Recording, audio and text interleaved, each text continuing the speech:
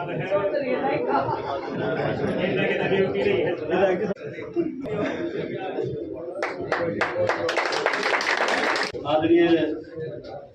बुजुर्गों, दोस्तों, साथियों, मातृशक्ति अजीज प्यारे बच्चों, नौजवान दोस्तों, आज जिस मकसद से आपको बुलाया है वो है विशेष तौर पर संगठन को मजबूत करने के लिए आपकी राय, आपका सलाह, आपकी मशवरा और परिवर्तन यात्रा जो दोबारा से दूसरा फेज में शुरू हुई है 25 तारीख से, वो परिवर्तन यात्रा अब की बार रथ यात्रा में तब्दील कर दी गई, क्योंकि समय कम है और काम ज़्यादा है। बीच में उसको ब्रेक इसलिए दे दिया कि चौधरी अभय सिंह चौटाला जी के पोते का देशोठन का कार्यक्रम है, कुआ पूजन का कार्यक्रम है, और वो प्रोग्राम 5 नवंबर का है तेजा खेड़ा फार्म में। तो उसके लिए उस परिवर्तन यात्रा को ब्रेक दिया गया है 5 तारीख तक का। 5 के बाद में फिर उसको शुरू करेंगे। जिन जिन गांवों में परिवर्तन पद यात्रा नहीं पहुंची थी, विशेष तौर पर उन गांवों के कार्यक्रम होंगे जिसमें जा नहीं पाए थे। इस परिवर्तन पद यात्रा में पूरे हरियाणा में लगभग 6.25 महीने हम सड़कों पर रहे। चौधरी अभय सिंह चौटाला जी ने हर गांव में, शहर में जा करके ये बात पूछी है, भाई आपकी क्या क्या समस्याएं, क्या क्या दिक्कतें। उन्होंने पूछा है कि आपके गांव में, आपके कस्बे में स्कूल कितने तक का है। कई ऐसे गांव भी हैं जिस गांव में 5वीं तक का ही स्कूल है, विशेष तौर पर मेवात में, विशेष तौर पर यमुनानगर में, पंचकुला के ऊपरी पहाड़ी क्षेत्र में ऐसे बहुत गांव हैं जिसमें 5वीं तक का ही स्कूल है। 5वीं का, कहीं 8वीं का, कहीं 10वीं का, कहीं 12वीं का। और फिर हर जगह पूछा है कि भाई मास्टरों की क्या कमी है, क्या मास्टर ठीक है, मास्टर पूरे हैं, ये बात पूछी सारी जगह। लेकिन आपको सुन करके चंबा होगा कि 90% से ज्यादा ऐसे स्कूल हैं जिसमें मास्टरों की कमी है। कई स्कूल तो ऐसे हैं जिसमें आधे भी मास्टर नहीं है। अगर +2 के स्कूल में मैथ का टीचर नहीं होगा, साइंस का टीचर नहीं होगा, इंग्लिश का टीचर नहीं होगा, तो फिर उसकी पढ़ाई कैसे होगी। कॉमर्स का टीचर नहीं होगा, उसकी पढ़ाई कैसे होगी। हमारे बच्चे शिक्षित नहीं हो सकते थे। गरीब आदमी अपने बच्चों को प्राइवेट स्कूल में नहीं पढ़ा सकता, इतनी भारी फीस है। सरकारी स्कूल में टीचर नहीं है, इसलिए मजबूरी में माँ बाप अपना पेट काट करके अपने बच्चों को प्राइवेट स्कूल में पढ़ाने पर मजबूर हो रही। और आपको सुनकर क्या अचंभा होगा, ये नौजवान साथी खड़े हैं, इनको सारी बातों का ज्ञान होगा, नेट पे निकाल लेते हैं सारी बातें, कि जब से ये सरकार आई है, हरियाणा की सरकार को 9 साल से ज्यादा हो गए, केंद्र की सरकार को 9.25 साल से ज्यादा हो गए। जब से हरियाणा में ये सरकार आई है, एक भी जेबीटी की भर्ती कंप्लीट नहीं हुई है। सिंगल एक जेबीटी की भर्ती नहीं हुई, एक भी नहीं, जिसके कारण मास्टरों की कमी होगी, टीचर्स की कमी होगी। और टीचर्स की कमी होगी तो फिर स्कूल में बच्चे न पढ़ाओगा कौन। मजबूरी में माँ बाप ने अपने बच्चों को प्राइवेट स्कूलों में दाखिला दिलवाना शुरू कर दिया। सरकार को ये बहाना मिल गया कि सरकारी स्कूल में बच्चों की संख्या कम होगी, इसलिए 5100 से ज्यादा स्कूल बंद कर दिया यहाँ। और जो थोड़ी संख्या रह गई थी बच्चों की, जिन माँ बाप की बेचारा की इतनी हिम्मत नहीं थी कि प्राइवेट स्कूल में दाखिला दिलवाते, वो स्कूल में भेज देते थे बच्चे, शाम तक बैठ करके आ जाया, बैठ करके आ जाया करते। उनको 7 वाले जहाँ 20, 30, 50 बच्चे रह गए, 100 बच्चे रह गए किसी स्कूल में, उनको 7 वाले गांव के स्कूल में एडमिशन दिला दिया और उस स्कूल में ताला लगा दिया। ऐसे 5100 के करीब स्कूल इस सरकार के आने के बाद में बंद हुए। अगर हमारे बच्चे अशिक्षित रहेंगे तो फिर देश का भविष्य सुरक्षित नहीं रह सकता। ये मैंने एक किताब में पढ़ा था कि जब सेकेंड वर्ल्ड वॉर हुआ, दूसरा विश्व युद्ध हुआ दुनिया में, तो उस टाइम पे अमेरिका ने 2 एटम बम गिराए थे जापान के ऊपर, हिरोशिमा और नागासाकी के ऊपर, जिससे कई लाख लोग मारे गए थे। और थोड़ा सा लंबा चला था युद्ध, तो उस टाइम पे अमेरिका ने अपने सारे के सारे मतों में कटौती कर दी। जितने भी डिपार्टमेंट्स थे सरकार के, उस सब में कटौती कर दी, लेकिन शिक्षा में कटौती नहीं।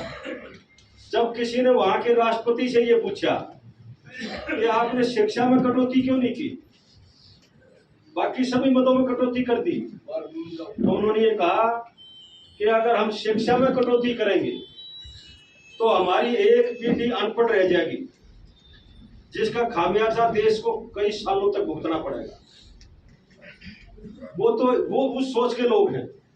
और हमारी सरकार क्या कर रही है कि किस तरह से गरीब के, किसान के, मजदूर के, कमजोर के बच्चों को अशिक्षित किया जाए, पढ़ने ना दिया जाए, ताकि अपने हकों की आवाज ना उठा सके। आज नौकरी के मामले में क्या हालत है? हिंदुस्तान में अगर सबसे ज्यादा बेरोजगारी कहीं है तो वो हरियाणा में है।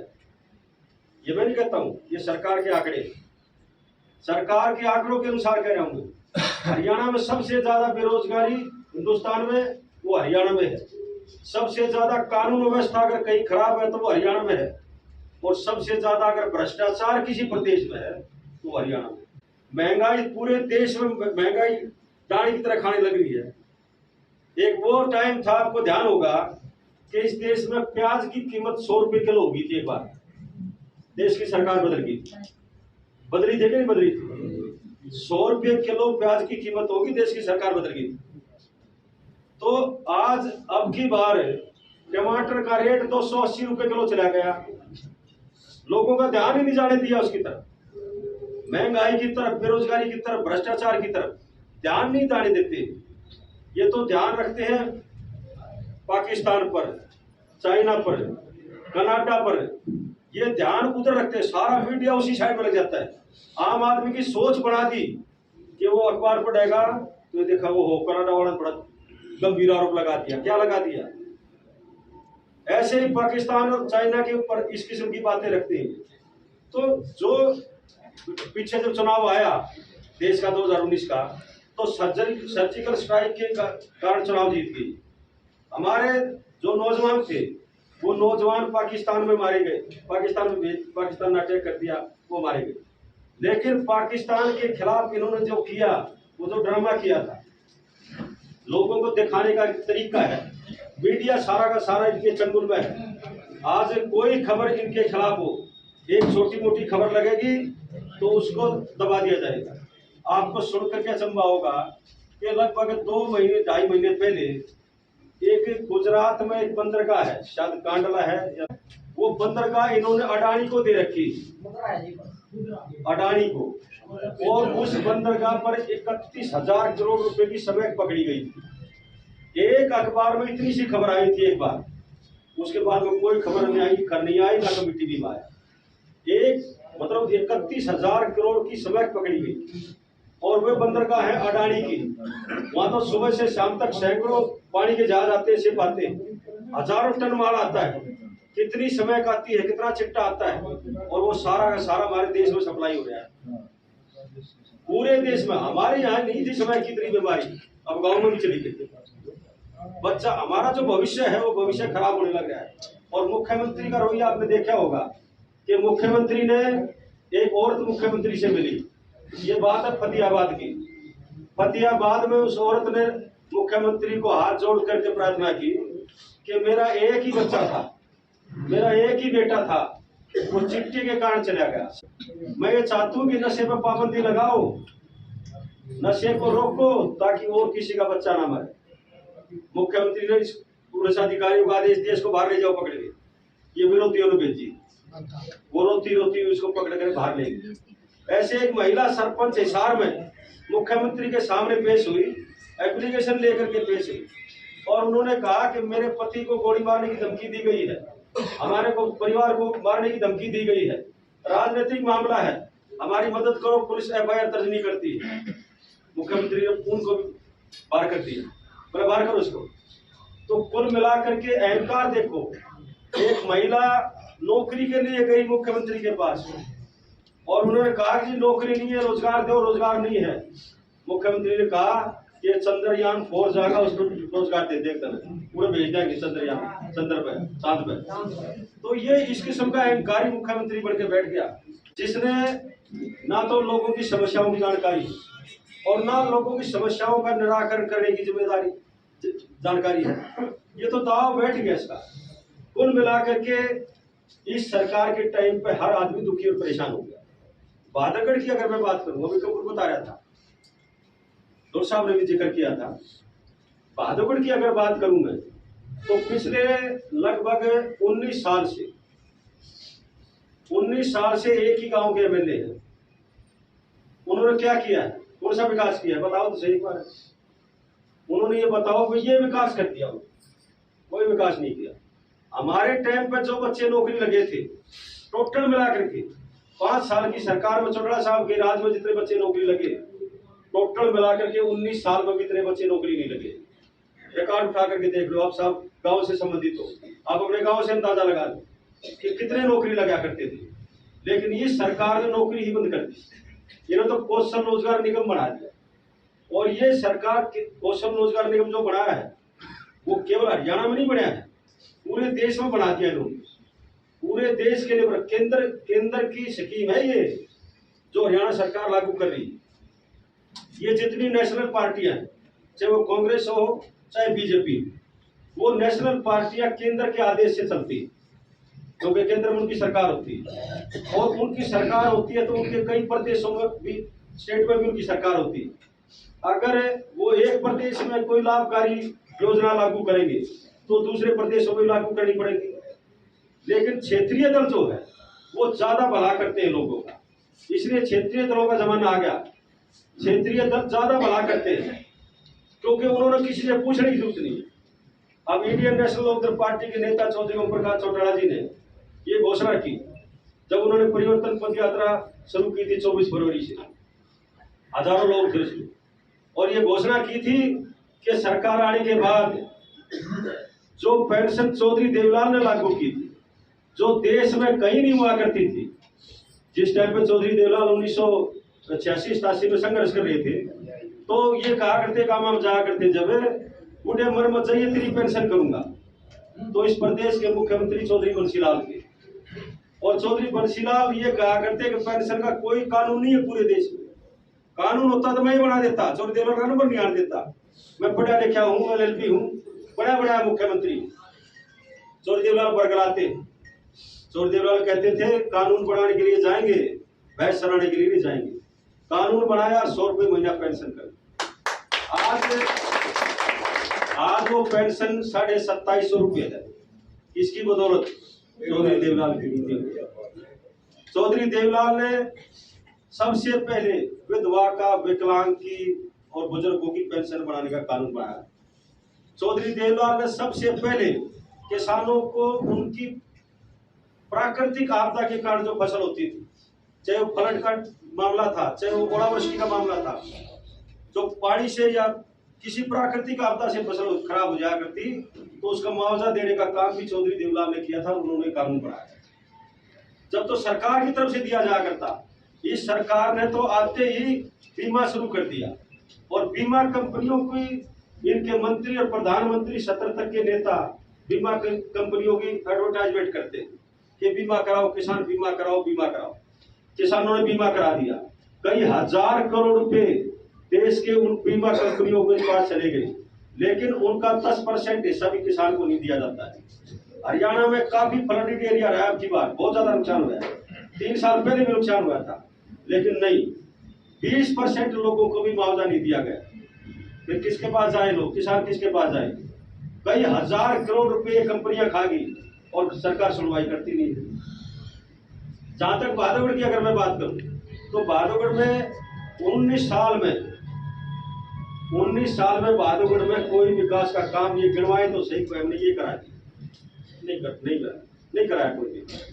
जैसे डॉक्टर साहब ने जिक्र कराया था, बांधवगढ़ में जब मैं पहली दफा चेयरमैन बना था, मैंने 1987 में पहला पार्षद का चुनाव लड़ा, और चुनाव लड़ने के बाद उस टाइम पर चौधरी देवलाल जी की सरकार थी।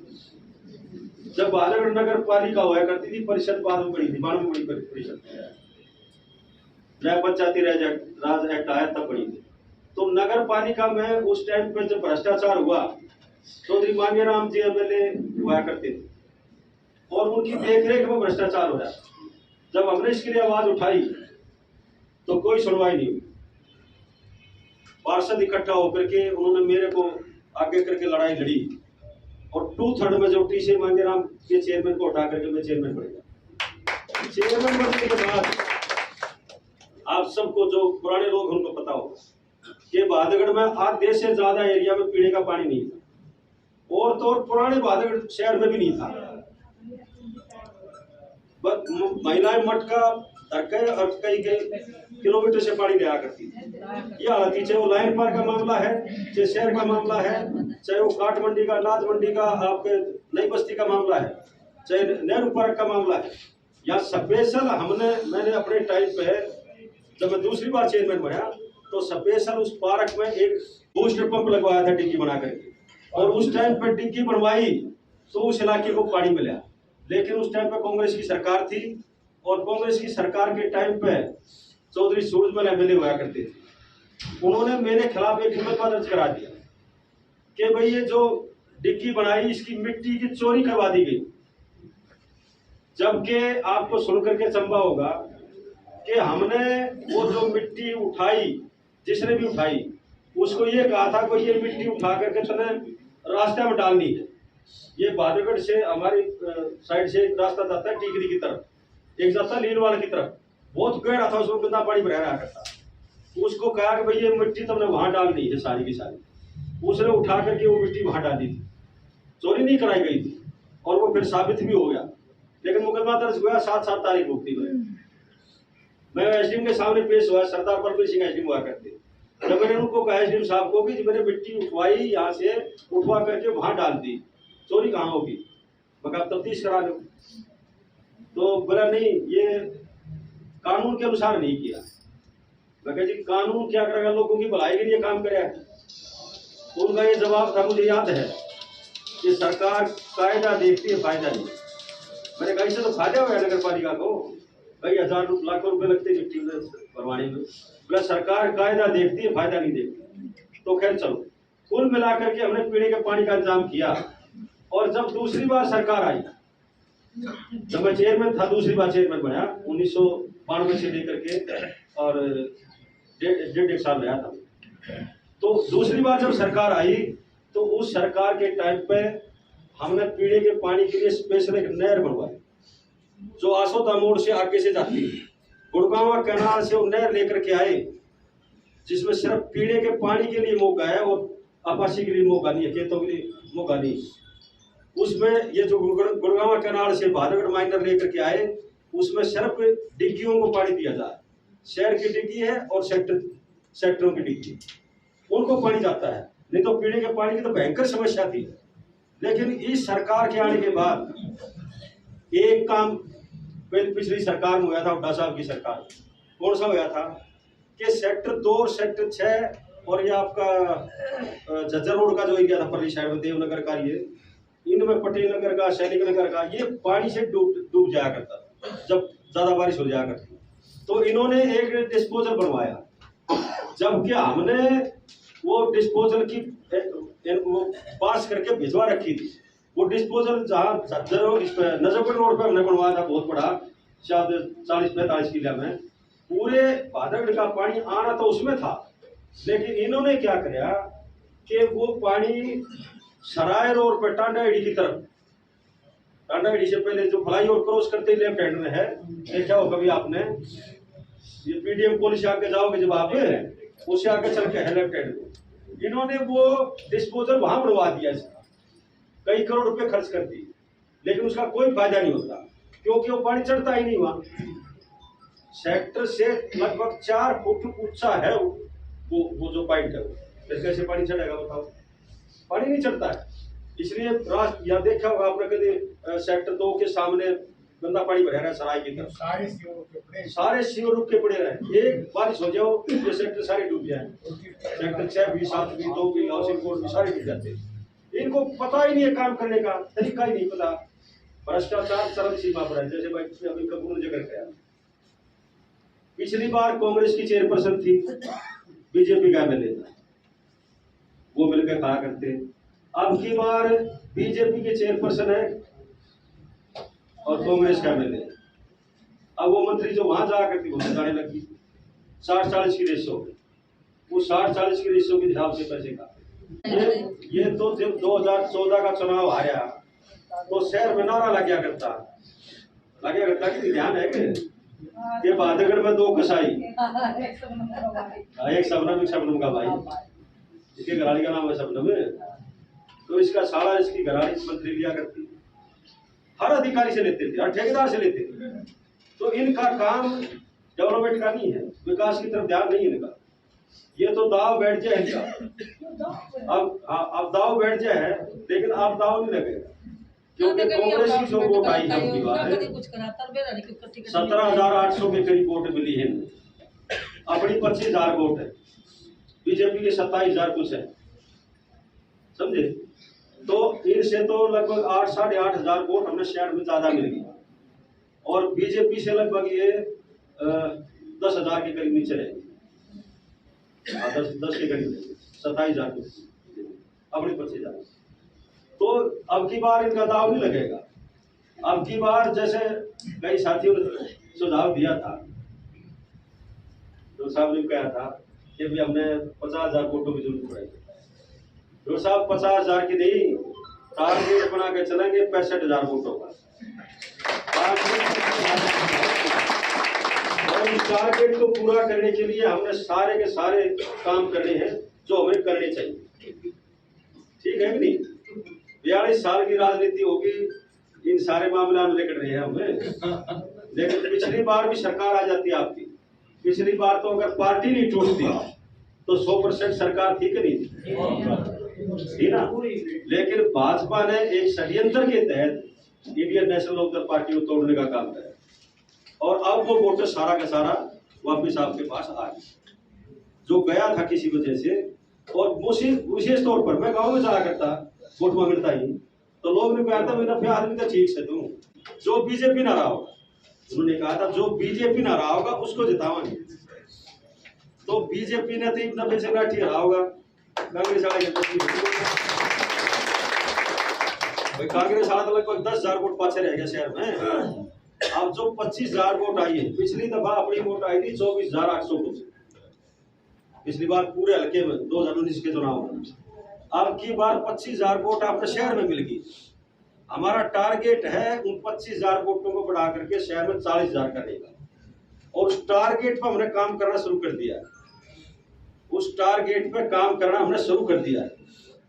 गांवों में जहां हमारी वोट थोड़ी आने का कारण था, वो सिर्फ यही था कि जो बीजेपी ना रहा होगा उसको दिखा। अब की बार गाँव में भी जब आप बैठे हो, सारे गाँव से ताल्लुक रखते हो ज्यादातर, गाँव में भी ये चर्चा शुरू होगी कि भाई अब की बार राजेंद्र जुम्मन नहीं जीत सकता, ये चर्चा शुरू हो रही है। तो इस दौरान आपने ज्यादा मेहनत करने की आवश्यकता है। अगर हम हाथ के ऊपर हाथ रहे बैठे रहेंगे, लोगों से जाकर के संपर्क नहीं करेंगे, लोगों से जाकर के कहेंगे नहीं कि अब की बार हमारा साथ दो, तो फिर कुछ लोग ऐसे हैं जो जाते ही मानेंगे, वो इंतजार में आपकी, वो इंतजार में है, आप जाओगे उनको मनाओगे, मान जाएंगे, क्योंकि उनको ये पता है कि काम करने वाला आदमी कौन है, उनको ये जानकारी है कि काम कौन कर सकता है। जो बात लोगों के हित की है वो हम कहते हैं और आवाज उठाते हैं। जहां भ्रष्टाचार होता है, जहां लोगों को दुख तकलीफ होती है, उनके लिए हम बोलते हैं। इसलिए इस सरकार ने हमारे सारे कुल के खिलाफ मुकदमे दर्ज कराए, कोई नहीं छोड़ रहा क्या करूँ सुधा बीरबानिया। लेकिन एक बीजेपी का एक नेता मेरे पास आया, चलो मैं बता दूं आपने ये किस किस्म की राजनीति करे। एक बीजेपी का नेता आया मेरे पास, कहने लगा राठी साहब सारे कुल पे मुकदमे दर्ज करवा रखे आपने। मैं कहा फिर मैंने थोड़ा कह कि सरकार ने करवाए। बोले आप बीजेपी वाली मशीन में नहा ले मैं सारे दूर हो जाएंगे। मैं कहा नब्बे सिंह राठी मर तो सकता है, चुप नहीं सकता। हमने पीछे जब मैंने 2014 का चुनाव लड़ना पड़ा था, निर्दलीय तौर पे। तो उसके बाद जब पार्टी ज्वाइन करी 2018, तो हजारों लोग थे वह सब्जी मंडी में। जब मैंने एक बात कही थी, जब मैंने ये कहा था कि भाई अब ऐसे चौटाला के पोत्या की जय बोल के मरूंगा, तो फिर ये पार्टी टूट गई 18 में। 19 में मेरे पास जेजेपी का एक बहुत बड़ा नेता है, और उस नेता ने आकर के मेरे को कहा, उसका फोन आया, मेरा मिलना था मुझे। मैं कहा बताओ किस बारे में? बोला बस वैसे चाय पी लेते हैं, आ जाओ। रेस्ट पेट्रोल पंप पे बैठ गया। मैं क्या बताओ? बोले अगला कैबिनेट का मंत्री नफे सिंह राठी होगा। मैं उसकी भाषा को समझता था। मैंने कहा कैबिनेट मंत्री की बात को छोड़, हमने तो अभय सिंह को सीएम बनाना है। बोले अभय सिंह नहीं सीएम बन सकता। मैं कहा क्यों नहीं बन सकता? बोले बता दी, मैं लेन आया हूँ आपने जेजेपी की टिकट पर चुनाव लड़ो, टिकट आज ही देती हूँ। मैं बोला ना, मैं जब पार्टी में आया था दोबारा, तो मैंने ये वादा कराया था कि भाई अभय सिंह चौटाला के पोते की जय बोल के मरूंगा। बोला नहीं ब्याह बिना है बालका का पोते हुए कद जय बोली कद गाभरू हुए वे। मगर ने गाभरू हुए होंगे, ब्याह भी होगा, पत्ते भी होंगे, गाभरू होंगे, सारे काम होंगे। तो कुल मिलाकर के अनेक प्रयास किए गए। मैं क्या भाई बंसीलाल मैंने 5 करोड़ रुपये दिए था कैबिनेट मंत्री बनाओ। 1998 में मुझे बंसीलाल की 99 में सरकार टूटी, तो मुहिम 98 में शुरू हो गई थी। मेरे पास कई लोग भेजे उन्होंने, और उन्होंने कहा भाई 5 करोड़ रुपया चंदा और कैबिनेट मंत्री। मगर नहीं, जिसने एमएलए बना रखा हूँ इतने एमएलए रहूंगा, इतने उसके साथ में ठीक है, फिर मेरी मर्जी थी, लेकिन धोखा नहीं दूंगा। तो कुल मिलाकर के ये बात आती रहती है, चलती रहती है। वो बीजेपी ने प्रयास करके देख लिए, मैंने सोचा भाई इसका झटके उठ के देगा, फिर मना लिए। तो मैंने इसको कह दिया, मगर गर्दन कट तो सकती है, तो नहीं सकती। अन्याय के खिलाफ बादगढ़ में आवाज हमारी सदा उठी है, उठती रहेगी।